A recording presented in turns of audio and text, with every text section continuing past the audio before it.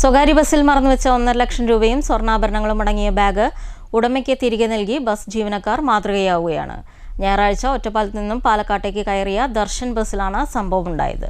വിവാഹ ചടങ്ങിൽ പങ്കെടുക്കാനായി ചെന്നൈക്ക് യാത്ര ചെയ്യുകയായിരുന്ന നിലമ്പൂർ സ്വദേശികളായ 12 കുടുംബം ഒറ്റപ്പാലത്ത് നിന്നും ഒലവക്കോട്ടേക്ക് റെയിൽവേ സ്റ്റേഷനിലേക്കായിരുന്നു ഇവർ യാത്ര ചെയ്തിരുന്നത്. മേപ്പറമ്പിൽ ബസ്സിൽ നിന്നിറങ്ങിയ ഇവരുടെ കൈവശമുണ്ടായിരുന്ന ബാഗ് ബസ്സിൽ മറന്നുവെച്ചു.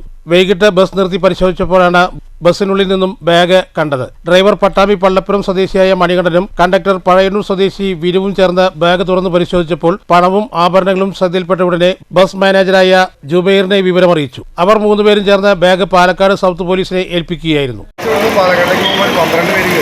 നിലമ്പൂരിൻ്റെ ആൾക്കാരാണ്. ഒരു ട്രെയിനിൽ പോകാനാണ്.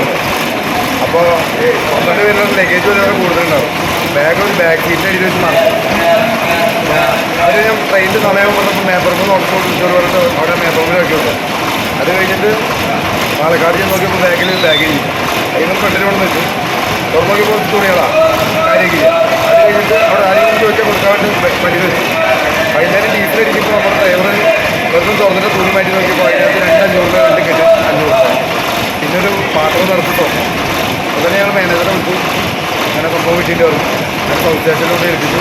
ഇതിനിടെ ബാഗ് നഷ്ടപ്പെട്ട കുടുംബം ഒറ്റപ്പാലം പോലീസിനെ ബന്ധപ്പെട്ടിരുന്നു. ബസ് ജീവനക്കാർ ബാഗ് സൗത്ത് പോലീസിനെ ഏൽപ്പിച്ചിട്ടുണ്ടെന്ന വിവരം ഒറ്റപ്പാലം പോലീസ് കുടുംബത്തെ അറിയിച്ചു. വിവാഹ ചടങ്ങിൽ പങ്കെടുത്ത് ചെന്നൈയിൽ നിന്നും തിരിച്ചു വന്ന ശേഷം ഉടമസ്ഥർ പാലക്കാട് സൗത്ത് പോലീസ് സ്റ്റേഷനിലെത്തി ബാഗ് ഏറ്റുവാങ്ങി. നഷ്ടപ്പെട്ട പണവും ആഭരണങ്ങളും അടങ്ങിയ ബാഗ് തിരികെ ലഭിച്ചതിന്റെ സന്തോഷത്തിൽ ജീവനക്കാർക്ക് നന്ദി പറഞ്ഞ് നിലമ്പൂർ സ്വദേശികളുടെ കുടുംബം മടങ്ങി. News bureau, Ottapalam.